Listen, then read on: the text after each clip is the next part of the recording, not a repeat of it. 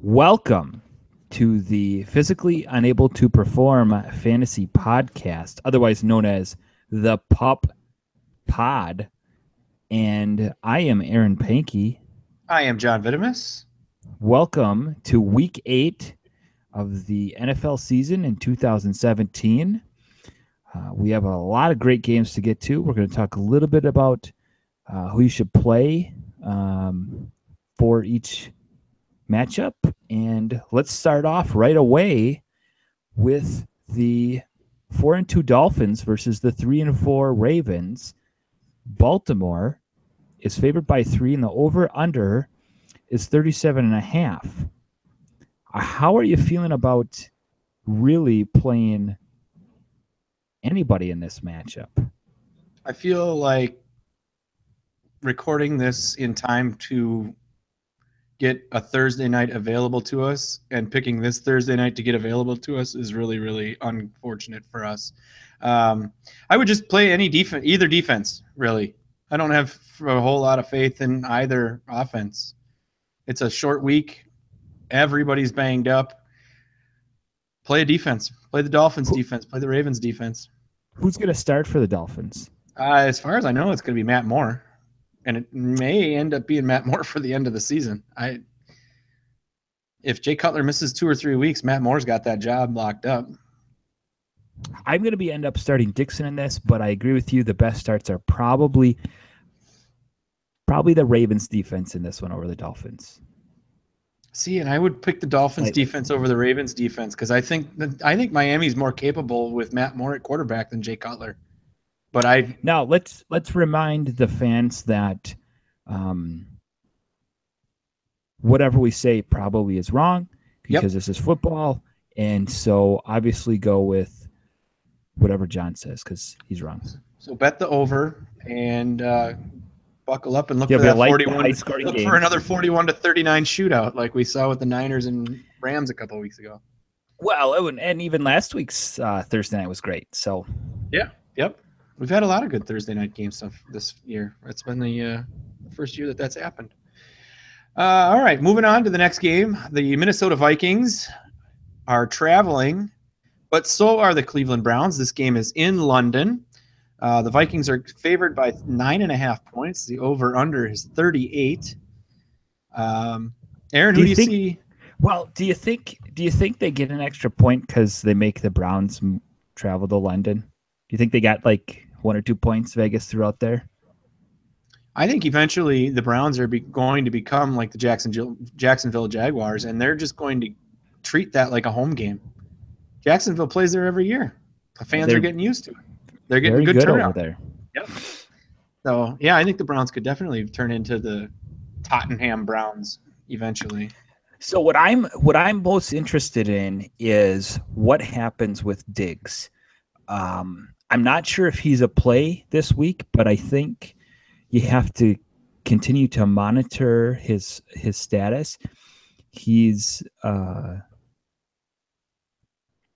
limited in practice today, so we'll see where that goes.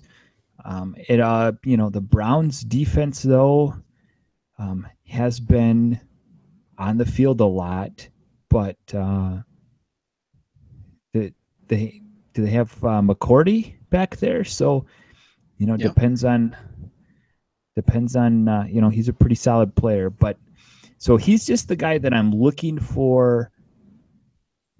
Is it a possibility that I get to play him? I mean, otherwise, I think all the targets are going to go to Thielen again. If Diggs plays, obviously you're going to want him in there. I mean, he's a no-brainer. If I have to play anybody from either one of these teams, it's going to be the starting tight end from either one. I like David Njoku from the Browns, and I like Kyle Rudolph from the Vikings. I think both of these pass rushes are good, and I don't think that either quarterback is going to have a whole lot of time to throw the ball down the field. So give me some tight ends right over the middle, maybe out in the flats. I can see both of these tight ends 5-6 catches, 60 yards, maybe a touchdown each. Now, when you look at the Vikings running back situation, last week we were dead wrong. Neither of us liked Murray in that matchup, and he had a great story of our fantasy life. Great game. So, what should we tell the listeners this week? Yes, All right. Next game: Raiders 3-4 at the Bills at 4-2. The Bills are favored by 2.5, and the over/under is 44.5. Sort of middle of the road game. As for far of points, what will be interesting for me in this game is where, do people feel like Cooper is back? He was basically done. He was one of the worst, probably second round, third round picks, depending in your league, probably second round in your redraft leagues. Nobody was taking him in daily fantasy. All of a sudden, he explodes for 40 points in PPR. And you have to ask yourself, is he coming back, or was that just a one-time sort of fluke? Personally, I'm going to say he does not repeat that high of a performance and goes back to his old ways. I'm actually looking at Cook being a viable option in this game. I don't think that he reverts all the way back as far as Amari Cooper goes, but obviously he's not scoring 40 points again. But I also don't think he's going all the way back to 2 catches for 16 yards either. I think I would like to, especially in a daily fantasy format, I think I would like to take advantage of the Marshawn Lynch suspension. I don't know if it's DeAndre Washington or if it's Jalen Richard, however you want to say that. I'm going to say it's Richard, especially in PPR play, but obviously that means that you should take Washington. But I think it's going to be a coin flip. I think both guys get an increased workload with Lynch being out, but that offense actually performed better after Lynch got tossed. So, give me a running back because Buffalo does have a pretty good secondary. So give me a running back. I think I'll match you. I'll go with Washington on that one. As for Cooper, I think he will go back for the 2 for 16. He had probably 8 drops in the last game, even though he scored 40 points. So I'm going with he's dropping more balls. He's coming back to. Are you gonna eventually drop Amari Cooper then? You can't. Well, I would have never drafted him in the first place.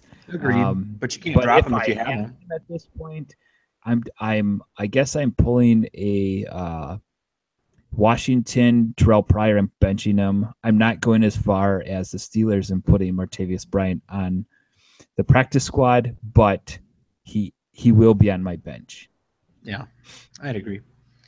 All right, next up, the Indianapolis Colts at 2-5 go to the Cincinnati Bengals, who are 2-4.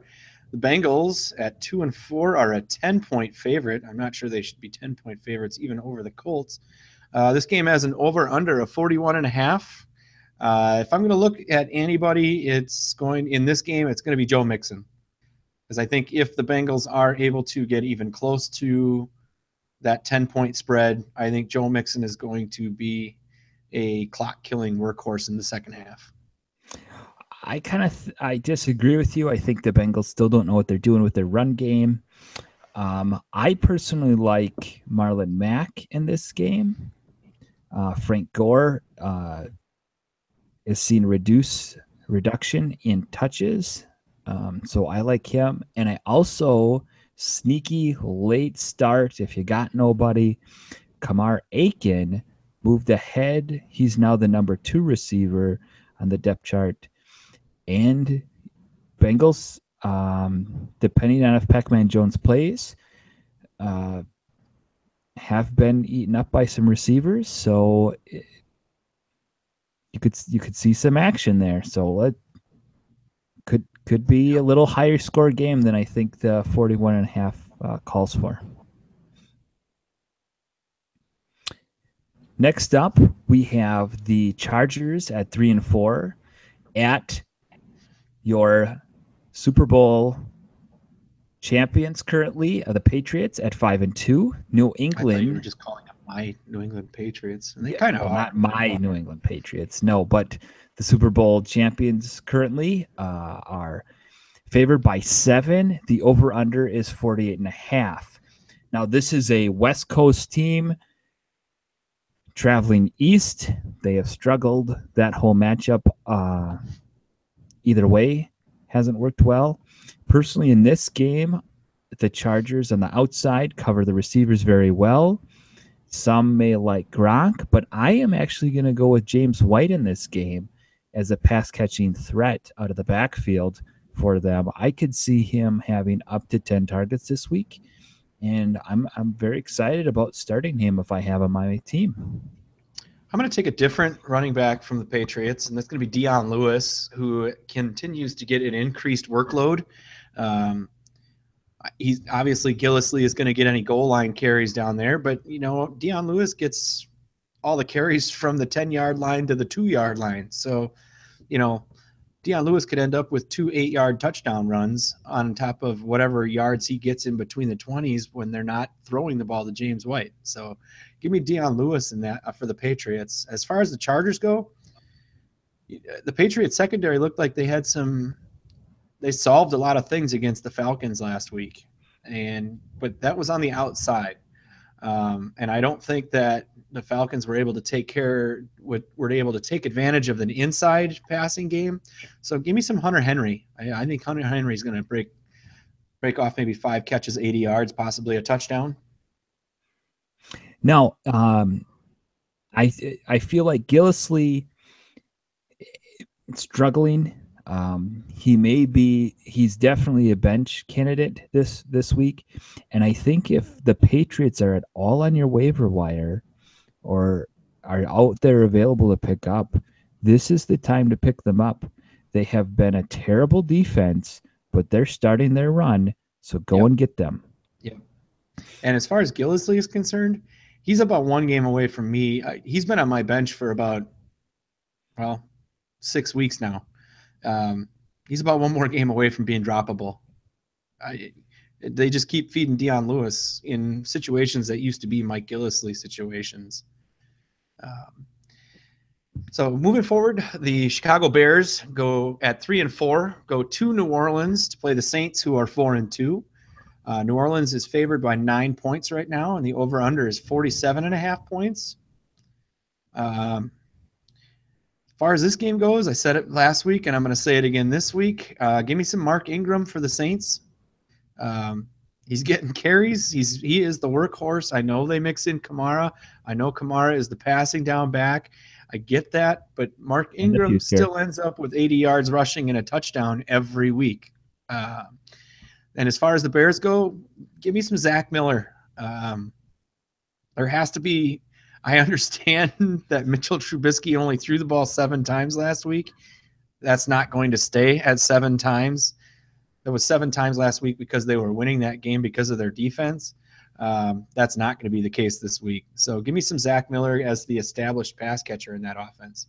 Now, I saw an interesting stat that now Trubisky only had 4 completions, I think, and only 3 quarterbacks have had 4 completions and still won the game. And all of them were coached by John Fox. Is that real? Yeah, that's real. Oh my gosh, that's insane. Yeah, Tebow was one, and then I don't remember who the other guy was. In this game, so I'm a big Kamara fan, but the guy that I like the best in this game is Howard. Now the Saints gave up 100+ yards to a rookie running back last week to the Packers. Howard is not a rookie. They want to run the ball a lot. Howard's the guy. He's going to definitely have 100 yards and a touchdown. Also, the Saints, if that defense is out there, they are much improved. I would also look to get them, as they are a possible team to go to the Super Bowl, and teams that continue to win and are on the path to going to the Super Bowl are defenses you want to pick up in fantasy. That's just my rule of thumb. So I think the Saints have a good shot at it. So I'm a guy that's going to go get the Saints defense. Interesting. I wouldn't necessarily disagree with you, and although that what I'm about to say is refuted by their opponent this week, I would want them more on the road than I would at home. They tend to get into more shootouts at home than they do on the road. So that would be something that I would look for. But just like running backs and defenses, you want them from playoff teams. Yeah, I would agree with that. You want those. So I think the Saints are a playoff team. They have the chance for a deep run. Go get them. Interesting note about the Bears. Actually today, and we are recording this on Wednesday evening, they traded a conditional 7th-round pick for San Diego wide receiver Dontrell Inman. Because you got to have somebody to catch balls on the outside, I guess. They already had Kendall Wright. But was he catching balls? No. Do you think Dontrell, if you went last year, do you think Dontrell Inman or Kendall Wright? Who's a better receiver? Inman. Based off of last year. Inman. But Inman also had a better quarterback. So. See, that's why I go Wright, because I think Wright had better stats and a worse quarterback. Either way, it doesn't matter. I think Trubisky is has potential, but you got to give him a better weapon than this. To be fair, I did pick up Dontrell Inman in my regular season league today, but I only had to drop Samaje Perine for him, so it really wasn't a big blockbuster deal or anything like that. But four completions on 7 attempts or whatever it was last week, that has to be the bottom of the barrel for the Bears offense, right? It's got to go up from there, especially playing the Saints. Now, I'm not going to play Inman this week, but you give him a couple of weeks to work it in, and you give him a couple extra weapons. It's got to be better than 4 of 7 for 125 yards, and even though 70 of that was to your one scat back, I guess. Anyway. All right. Well, anyways, we got the Falcons at 3-3, going up against the Jets at 3-4. Atlanta's favored by -5. The over/under is 46. Pretty high, in my opinion, for this game. Mm-hmm. Falcons they have to bounce back from what happened to them against the Patriots. So they're looking for a little bit of revenge. But my pick in this game is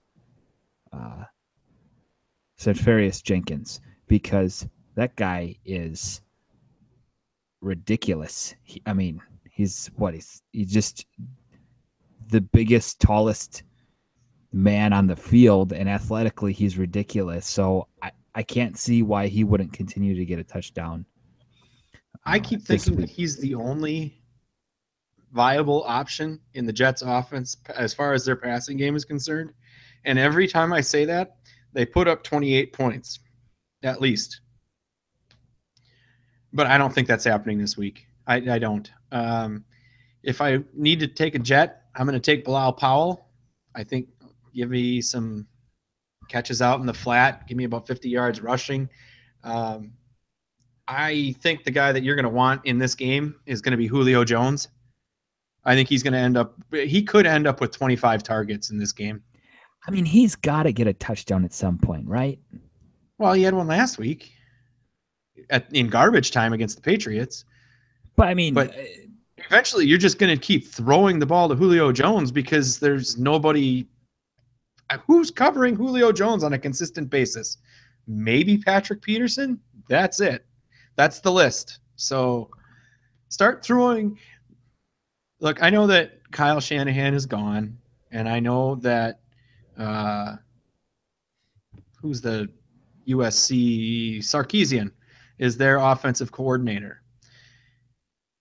It's not gelling right now, but Steve Sarkisian is not a dumb guy.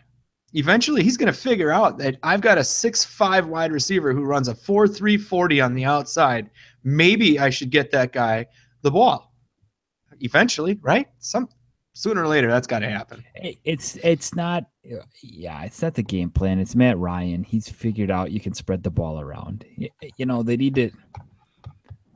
It was much funner to watch them when he just would stare him down and throw it to him, and then he'd be covered and he still catches it. Like I just enjoyed those days. They were winning games when they did that. They're 3-3 right now, spreading the ball around. Let's go, chop chop. But I mean, he's got to have more touchdowns. I mean, he's just it's got to happen, right? I mean, he not get red zone targets, right? I mean, he's got to get a touchdown this week. If there's a single play in football that I hate, it's running a fade at the 1 yard line. But you know what? If Julio Jones is running that fade, it changes things a little bit. Just run the slant. It's the best pass play. Just let him take the snap. It's outside of the bomb. I mean, it's the second best pass play. All right, anyway. Unfortunately, the schedule dictates that the San Francisco 49ers at 0-7 have to travel across the country and go to the Philadelphia Eagles, who are 6-1. 5-1? 6-1. They must be 6-1 now, right? I don't think they've had their bye yet. Must be 6-1. Oh, it must be 6-1. Philadelphia is a 10.5-point favorite, and that seems a little bit low to me. The over-under in this game is 46.5. If you have an Eagle on your team, start them. It's as simple as that. This offense has proven that it can spread the ball around. You got two running backs. Maybe you got two running backs that are worth, at the very least, worth rostering, if not starting. You got two wide receivers, a stud tight end, a stud quarterback. Give me every Eagle you got. I'm gonna take so I agree with you on most of that. On the other side, I think if you're gonna pick a 49er, I'm gonna go with Kittle in that option. Yep, I would. Seems like 49ers are using him to target him. He's their guy, and I guess that's just, I don't know. I picked a name out of the hat and it sounded like the best one. It's as good a name as any on the 49ers. Could be wrong. I mean, I was right on the Mercedes Lewis scoring a touchdown last week. Not two, though. Not two, but he scored one. He did. So I'm going with Kittle and a touchdown for Kittle this week. We'll say he's going to score two. That way he at least gets one. All right. Kittle's going to have 2 touchdowns. You heard it here first, folks. And he will probably not be starting on anybody's squad. He'll be rostered. He'll be on the bench. I'm thinking about it. Because I have Charles Clay is hurt for me, and Evan Ingram's on a bye. I was actually thinking about picking up George Kittle and starting him. Yes, do that. Okay. Next up, we have the Carolina Panthers going to the Tampa Bay Buccaneers in a NFC South matchup. Panthers are 4-3. Buccaneers are 2-4, which we thought that the Panthers would bounce back. Buccaneers, not quite. I think the Hurricanes kind of thrown them off. Anyways, Tampa Bay is favored by 2.5, most likely because the Panthers were the Bears last week. And the over-under is 46. I'm going to ride the wave just like the Bears did. I'm going to take the Tampa Bay defense as my pick of the week here. And the Carolina Panthers offense will continue to do absolutely nothing. I don't know. Of course you don't. It's football. It's NFL football. Of course you don't know. So tell us what you do think. Cam Newton has to bounce back from this. I don't care how bad at press conferences and all that garbage he is. He has to bounce back from last week's performance. It's a familiar foe who has not played all that great defensively in the last couple of weeks. So, yeah, give me Cam Newton. I don't know who he's going to throw the ball to. So that's why I just want the quarterback. And on the other side of the ball, it's pretty much a no-brainer, but give me Mike Evans. I don't think that Carolina has a defensive back that can stop him. And if you don't have anybody that can stop Mike Evans, he's going to end up with at least 15 targets. So give me Mike Evans. Yeah, I can see that. I mean, you have in the past 2 picks here have taken really safe picks. I've taken 2 kind of, why are you picking those? But just wait, I got one more for you. So 3 in a row here for you. All right. The Houston Texans, 3-3, travel to Seattle to play the Seahawks, who are 4-2. Seattle is favored by 5.5 points. The over/under is 46. Even though they had a dust up on the sidelines last weekend, give me some more Doug Baldwin. I love how that he got very involved in the offense last week, and it paid dividends against the Giants. So give me more Doug Baldwin. And I'm going to take Russell Wilson in this game, which probably maybe some people may not think is that big of a shot in the dark like the other 2 picks, but against the Texan defense, which is still pretty decent, even though they're traveling. You like Baldwin? I'm going to take the connections. That's a good stack right there. Wilson and Baldwin, I think, for this week. 2 scoops. Yeah. So maybe not as exciting as I thought it was. But anyways, moving on to the next game. Highest scoring game of the week, according to Vegas, with an over and under of 50 points. We have the 3-3 Cowboys traveling to the Redskins at 3-2. Well, that would probably be 3-3 also, aren't they? Yeah. Read that, sorry. And Dallas is favored by -2, which to me is a little incorrect, Vegas, but you make more money than I do. So, and in this game, I am all about Cousins. I just think he is going to light it up. He's at home. It's a rivalry game. You throw all the records out the window. And Kirk is just, I mean, he's really good. He's really, really good. And I just think he's going to just dominate. And it's a high-scoring game. They're going to win by 7. He's going to have 4 touchdowns. I'm kind of with you. So give me some Jordan Reed. I don't think this is a game he can go ahead and throw the ball all over the yard, though. So I don't want him as my fantasy quarterback. I think both of these teams are going to attack the same way offensively. I think this is going to be another tight end game. Like I said, I want Jordan Reed. On the Dallas side, I want Jason Witten. Both of these teams cover the wide receivers very well. Josh Norman, is, from what I understand, is supposed to be back this week. Brashawn Breeland is supposed to be back this week. So give me some Jason Witten over the middle in this matchup for the Cowboys. Interesting. Yeah. Interesting. Moving on to the Sunday night game. The Pittsburgh Steelers at 5-2 travel to Detroit, play the Lions at 3-3. Pittsburgh is a 3-point road favorite in this game. The over-under is 45.5. And that's funny. Earlier this morning, I wrote down that I would want Martavis Bryant going with the squeaky wheel gets the grease kind of theory. You can go ahead and erase that. That's bad because it has been announced that he is going to be inactive for this game. Because the squeaky wheel gets his butt sat down is what happens, actually. So the only other name I have from this matchup is Amir Abdullah. I think the Lions, coming off of a bye, they were good at running the ball before their bye. There's no reason to think that they wouldn't be afterwards. And Amir Abdullah gets you enough catches to keep you competitive in the passing game as well. Now, I'm surprised that the Steelers are favored in this game with the Lions coming off the bye. I like the Steelers defense also as one of my defensive picks this week. If you don't have them, go and get them if you can, if they're out there. It's possible they might still be sitting out there. My pick for this week, because of the Bryant situation, is to go to Juju Schuster-Smith, based off of I really liked the hide and seek touchdown celebration, and I want to see the next one. Fantastic. So, that was fantastic. It was enjoyable, so I want to see one more.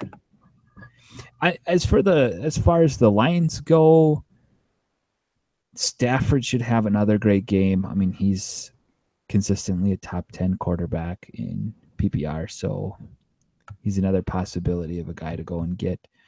I don't think that this is going to be that big of a running game. I think it's going to be a pretty high passing game, actually, back and forth.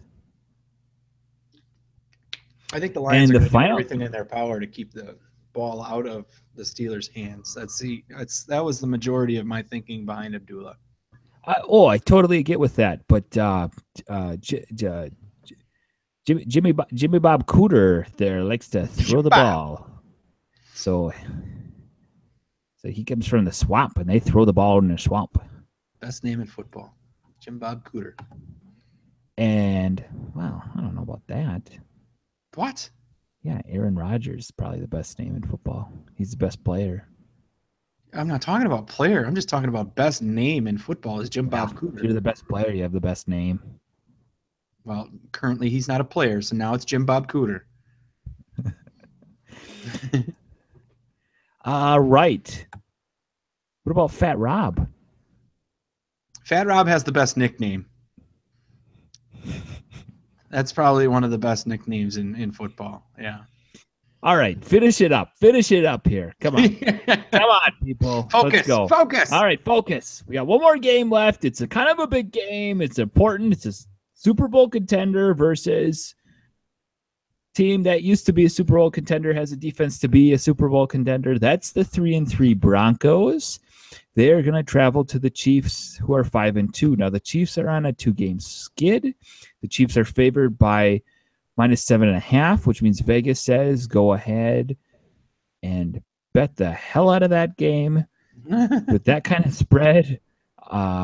You pick which side you like better. The over-under is 43 points, which means they're not thinking the Broncos are going to score that much. And I'm going to say I'm going to go opposite of who I like here. I'm going to say stay away from really the Broncos receivers, specifically Demaryius Thomas. I think Emmanuel Sanders is still not practicing, or not. He may even be inactive for this game. So I'm just going to stay away from the Broncos offense altogether in this one. I'm going to take a similar tact, but I'm going to take it from the other side of the ball. I do not want any Chiefs wide receivers. The Broncos have really good corners, but wait a second. Whoa, wait a second. Okay. All right. Name me 2 Chiefs receivers. Tyreek Hill and Albert Wilson. Okay, I didn't think you could do that.